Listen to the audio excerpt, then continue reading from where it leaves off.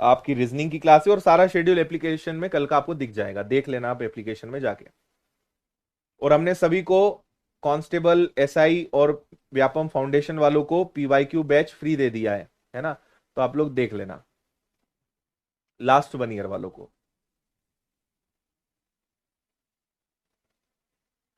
सुधा अपनी आय का 15% बचाती है, उसका व्यय 20% बढ़ता है। देखो आपको एक बात पता होनी चाहिए कि आय जो होती है, इनकम जो होती है, वो दो चीजों चीजों से मिलकर बनती है। पहला होता है व्यय और दूसरा होता है बचत। इनकम को बोलते हैं आय, व्यय को बोलते हैं एक्सपेंडिचर, और बचत को बोलते हैं हम सेविंग्स, है ना। तो सुधा बोलती है कि सर मैं अपनी आय का 15% बचाती हूं। तो वो कहना चाह रही है कि सर अगर मैं 100 रुपए कमाती हूं तो मैं 15 रुपए ही बचा पाती हूं। तो हमने तुरंत बता दिया कि अच्छा तुम 85 रुपए खर्चा कर देती हो, है ना। 100 में से 15 ही बचाओगी तो कितना खर्चा करोगी? 85 का। सिंपल है। बचत में 60% की वृद्धि हो गई, है ना। बचत में आपके 60% की वृद्धि हो गई और व्यय में 20% की वृद्धि हो गई। व्यय 20% बढ़ गया। व्यय अगर 20% बढ़ गया तो 85 का 20% यानी कितना हो जाएगा? 17। तो अब उसका खर्चा कितना हो गया? 68। 80, अरे 68 बोल रहा हूं, 17 इंटू 6 102, है ना। 85 पे 17 की वृद्धि हो गई और उसकी बचत 60% बढ़ गई, है ना। 60% की वृद्धि हो गई तो 15 का अगर 60% निकालने जाओगे तो 9 आएगा। तो उसकी बचत अब 24 हो गई। तो अब वो कितना बचाने लगी, सॉरी अब उसकी कमाई कितनी हो गई? 126। तो उसने कितने परसेंट की वृद्धि करी होगी? उसकी इनकम 26% बढ़ी होगी। ये आपका आंसर है। हम्म। ठीक है दोस्त। हम्म। ठीक है। एमपी पुलिस में फॉर्म कैसे भरना है? अरे प्रभु कुछ तो अब तुम अपने लिए भी छोड़ के रखो। फॉर्म कैसे भरना है सर, पेपर कैसे देना है सर, रिजल्ट कैसे चेक करना है, सब हम ही करेंगे तो तुम भी कुछ करोगे? तुम बस नौकरी करना है ना, सैलरी तुम लेना, बाकी सब काम सर करे। चलो क्लियर। यहां पे मैं आपको एक चीज और बताऊं, इसका आंसर यहीं आ गया था वैसे तो, क्योंकि ये जितना बढ़ेगा उतना ये भी बढ़ेगा। यहां पे 17 की वृद्धि हुई, यहां पे 9 की वृद्धि हुई, तो मेरे दोस्त यहां 26 की होना ही था। अगर ये 17 रुपए बढ़ा, ये 9 रुपए बढ़ा, तो ये 26 बढ़ना ही था।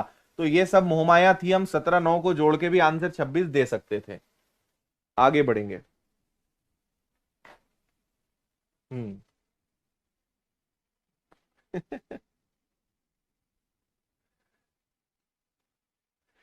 ठीक है।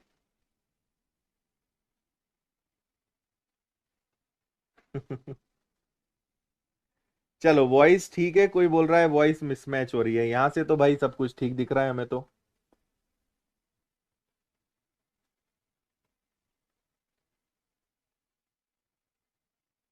हम्म।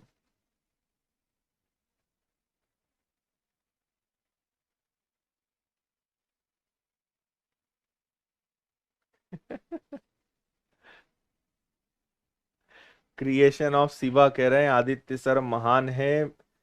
जो बाइडेन जो बाइडेन ने मुझे फोन लगा के बोला था कल। अच्छा, तो तुम सरकारी नौकरी की तैयारी क्यों कर रहे हो? एक आधा राज्य संभाल लो अमेरिका में। हम्म। यदि चीनी के मूल्य में 17% की वृद्धि हो और कोई व्यक्ति अपने खर्च में केवल 7% की वृद्धि करता है, तो उसके खपत में कितने प्रतिशत की कमी होगी? कल आपको इसका तरीका बताया था क्या? जल्दी से आंसर बताओ।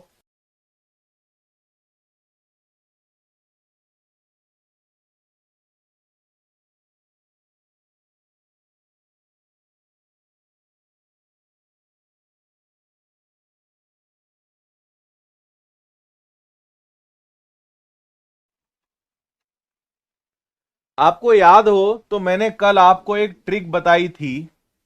याद है कल मैंने आपको एक ट्रिक बताई थी, मूर्ख, याद है? तो मूर्ख मतलब यहां पे लिखो मूल्य और यहां पे लिखो खर्च। मूल्य में 17% की वृद्धि हुई और खर्च में 7% की वृद्धि हुई, खत्म। तो ये खपत, अब ये खपत का अनुपात होता है, ये पुरानी खपत है, ये नई खपत है। तो खपत में 10 की कमी आई, 107 पर, सॉरी 117 पर मल्टीप्लाई बाय 100, 100 का गुणा कर देंगे तो ये आ जाएगा आपका 1000 और 117। तो दिमाग लगाना ही नहीं है क्योंकि 8 बार तो भाग जाएगा ही जाएगा, है ना। तो ये आ जाएगा 800। और इसके बाद आपके पास कितना बच जाएगा, इसके बाद 6 बार पहाड़ा जाएगा क्या, है ना। देखो 8 बार तो पहाड़ा लेना ही है क्योंकि सब में 8 है, उसके बाद जो शेष बच रहा है तो मैंने देखा कि 6 बार पहाड़ा चल ले लेंगे, 6 बार में हो जाएगा काम। हम्म। क्लियर।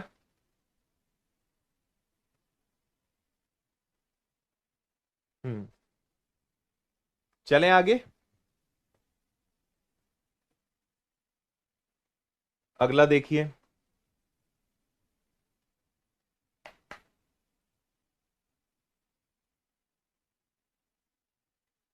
ठीक है।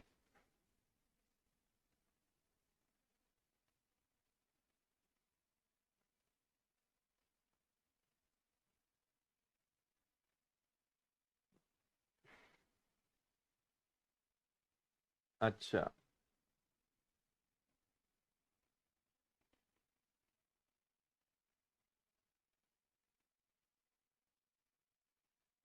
चलो देखें। ए की मासिक आय बी की मासिक आय से 25% कम है, जो प्रत्येक महीने अपनी आय का 75% खर्च करता है। ए की मासिक बचत बी की मासिक बचत से 40% अधिक है। तो ए प्रत्येक महीने मासिक आय का लगभग कितना प्रतिशत खर्च करता है। देखो ए की आय बी से 25% कम है, तो हम पहले तो रेशो बना लेते हैं, ये ए और बी हो गया। और यहां पर हम बात कर रहे हैं आय की, आय को इंग्लिश में कहते हैं इनकम। तो ए की आय बी से 25% कम है, बी से 25% कम है। 25% का मतलब होता है 1/4, मतलब अगर ये 4 है तो ए की इनकम कम है, तो रेशो क्या बनेगा, 3:4 बनेगा। जो आपको पता है इंग्लिश में जो का मतलब, इंग्लिश में जो मतलब हु, और दोनों का मतलब होता है कि वो बात कर रहे हैं दूसरे व्यक्ति के बारे में, they are talking about second person.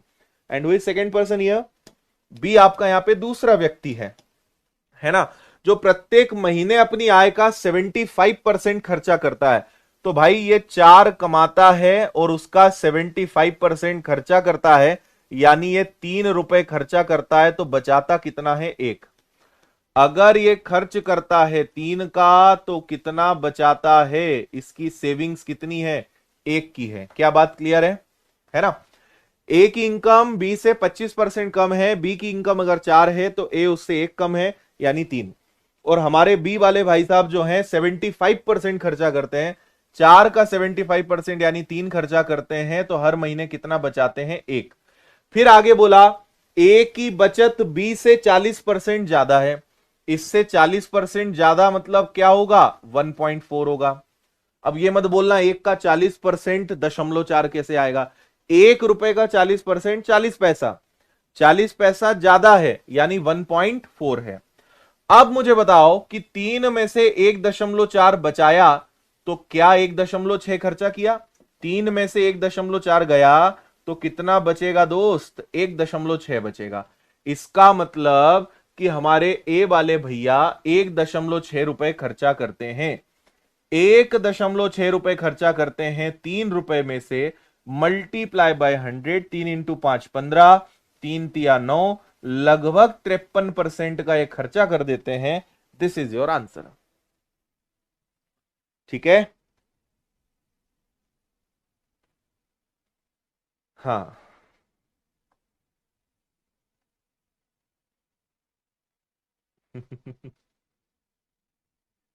ठीक है, एनी दिक्कत।